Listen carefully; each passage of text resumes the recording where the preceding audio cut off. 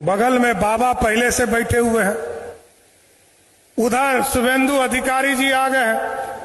अब तो एक तरफ बाबा है, एक तरफ शुभेंदु जी है। अब तो नेपाल ही भागना पड़ेगा। हो गया विश्वास ना। कहते थे हम ना, आप लोग कहते हैं कि नेता सब बड़ा आदमी बन जाता है, बड़ा नेता बन जाता है तो भूल जाता है। नहीं, बिल्कुल नहीं भूलता है। देखिए, सम्राट चौधरी जी भूले, और ख़ासकर वैसे दोस्त यारों को जो पुराने ज़माने में कर्मकांड में साथ रहे हो, उनको भूलिएगा आप? बिल्कुल नहीं भूलेंगे।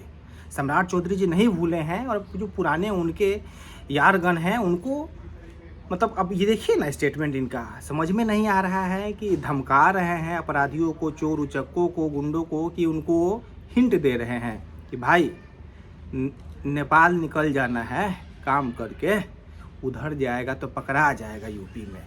अब बंगाल में नया नया मुख्यमंत्री बनना है तो थोड़ा वो चमकाएगा ना चेहरा अपना, तो वहाँ भी लपेटे में आ जाओगे। यूपी में चुनाव है अगला साल, तो बिल्कुल रिस्क नहीं लेना है, नेपाल सीधे निकल जाना है ना। तो आप लोग भी फालतू का मतलब शक करते हैं। भाई, बड़ा आदमी बन जाने के बाद से बदलता नहीं है, कैरेक्टर नहीं बदलता है। लोग कहेंगे कि आप मुख्यमंत्री के बारे में ऐसे बोल, अरे भाई, जिस आदमी का नाम फर्जी है, जिस आदमी का उम्र फर्जी है, जिस आदमी का सर्टिफिकेट फर्जी है, कुछ पता नहीं है, क्या बोलेंगे उसके बारे में? और मैं नहीं भी बोलूँगा तो गाहे बगाहे अपने स्टेटमेंट से, अपने भाषणों से सम्राट चौधरी जी अपने अंदर की चीज़ों को कितना देर तक आप रंगा सियार बन के रहिएगा। जब मुंह खोलते हैं तब कुछ ना कुछ कंट्रोवर्सी हो जाती है। और हाँ, ये तो एक पक्ष हो गया इस भाषण के इस टुकड़े का। मैं इसी का दूसरे तरीक़े से विश्लेषण करूँ तो मुख्यमंत्री जी ये बताइए, आपने बोला कि नीतीश कुमार जी के समय में बहुत सफाई हो गया था, जो बचे खुचे हैं, तो ये बताइए कि आप भी थे ना उप मुख्यमंत्री पिछले 5-10 साल से बिहार के ही। अब बोल तो आप ऐसे रहे हैं कि अचानक सत्ता आप लोगों के हाथ में आई है। पिछले 15 साल 20 साल से कोई दूसरा राज कर रहा था, सत्ता में कोई दूसरा विरोधी दल था और उसने गंध मचा रखी थी। भाई, भूल जाते हैं क्या? 15-20 साल से सत्ता में आप ही थे, आप स्पेशली उप मुख्यमंत्री थे पिछले 5-7 सालों से। तो अचानक तो आई नहीं है, फिर क्या कर रहे थे? अचानक ये आपका ब्रह्मबोध कैसे हो गया? और यूपी में भी आज 10 साल से योगी जी हैं। ऐसा बात तो है नहीं कि ना आप नए आए हैं, ना यूपी में योगी जी नए आए हैं। तो इतने देर तक अपराधी आज हैं बिहार में, तो क्यों है? क्वेश्चन तो आपसे पूछा जाएगा ना। आज आपकी ज्ञान चक्षु क्यों खुल रही है?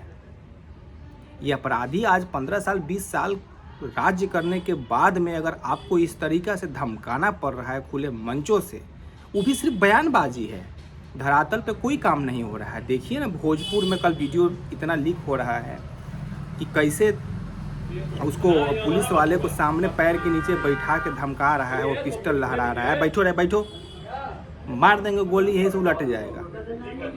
पूरे दिन नाच नचाया है वो अपराधी, नंगा नृत्य किया है, हाथ में पिस्टल घुमा के, सब लोग देख रहे हैं।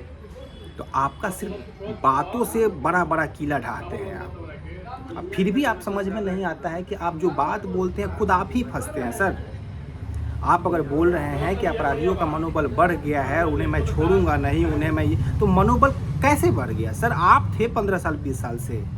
ऐसा थोड़ी है कि राज्य सत्ता आपको आज मिली है, 6 महीना पहले, पिछले 15 साल 20 साल से कोई और राज्य कर रहा था, और अब जानबूझ के सारा ब्लेम गेम खेलिएगा कि देखिए हम नहीं थे तो स्वास्थ्य की व्यवस्था बिगड़ गई, कानून व्यवस्था बिगड़ गई, सड़क बिगड़ गया, सुरक्षा बिगड़ गई, शिक्षा बिगड़ गई। सर, आप ही थे 15-20 साल से, कितनी बार बताऊं?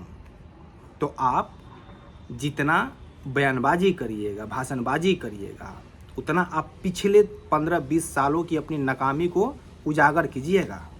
खैर, फिर से हम उसी इनके स्टेटमेंट पे आते हैं कि यूपी में योगी जी हैं, कलकत्ता में शुभेंदु अधिकारी जी है, तो नेपाल भाग जाने का है। किधर? नेपाल भागने का है। किधर के रास्ते से है वो मंच पे नहीं बोलने का, वो साइड में बताने का है ना।